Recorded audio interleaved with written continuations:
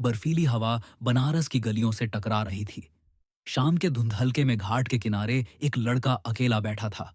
फटे स्वेटर, नंगे पांव, आंखों में ऐसी जमी हुई नफरत जैसे दुनिया ने उसे जला दिया हो। उसका नाम आरव था और उसे भगवान से सख्त नफरत थी। भगवान? उसने कड़वी हंसी में थूक फेंकते हुए कहा। अगर सच में होता तो मां को कैंसर से क्यों मारा? क्यों मुझे सड़क पर लाकर छोड़ दिया? घाट पर दूर बैठा एक बूढ़ा साधु ये सब सुन रहा था। साधु ने सफेद दाढ़ी में हाथ फिराते हुए कहा, कभी कभी जब अंधेरा घना होता है तभी तो उजाले की तलाश शुरू होती है बेटा। आरव ने घूर कर देखा। कहानी मत सुनाओ बाबा। भूख, दर्द और अकेलापन भगवान नहीं समझते। साधु मुस्कुराया।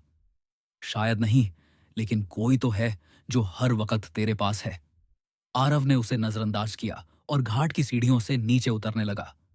नदी के किनारे ठंडी हवा शरीर चीर रही थी, पर अंदर का सूनापन ज्यादा तकलीफदेह था।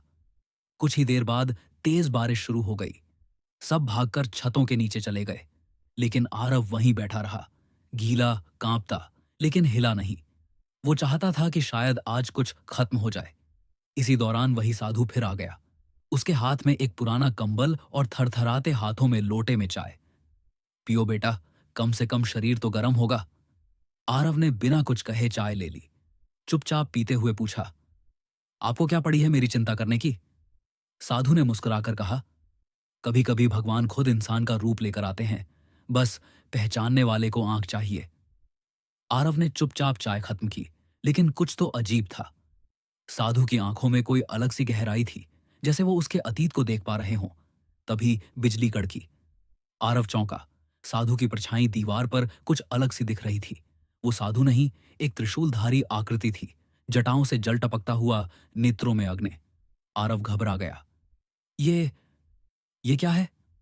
साधु अब खड़ा था, पर उसकी आवाज अब इंसानी नहीं थी, गूंजती हुई, भीतर तक जाती हुई।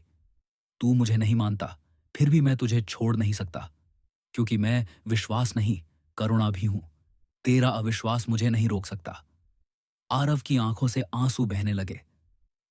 तुम शिव हो? मैं वही हूं जिसे तू गालियां देता रहा, लेकिन हर बार जब तू टूटा, मैं तेरे पास ही था। उस डॉक्टर के रूप में जिसने तेरी मां की आखिरी सांसों को आराम दिया, उस राहगीर के रूप में जिसने तुझे पहली बार खाना दिया। आरव अब घुटनों पर बैठ चुका था। मैंने कभी माना ही नहीं। मैं मैं तो सिर्फ गुस्से में था। शिव का स्वर अब नरम हो गया। तू गुस्से में नहीं था, तू टूटा हुआ था, और मैं टूटी चीजों को जोड़ने आता हूं। बिजली फिर कड़की, और जब आरव ने आंखें खोली, साधु जा चुका था। न कोई पदचिन्ह, न कंबल, न चाय का लौटा। बस घाट पर एक चुप्पी थी, और उसके भीतर पहली बार एक शांति। आरव ने आकाश की ओर देखा, और पहली बार कुछ भी कहे बिना आंखें नम करके सिर झुका दिया। अगर आप भी भोलेनाथ के सच्चे भक्त हैं तो इस वीडियो को लाइक जरूर करें, चैनल को सब्सक्राइब करें और कमेंट में लिखिए हर हर महादेव, ताकि शिव की महिमा हर दिशा में गूंजे और हर मन को छू जाए। जय भोलेनाथ।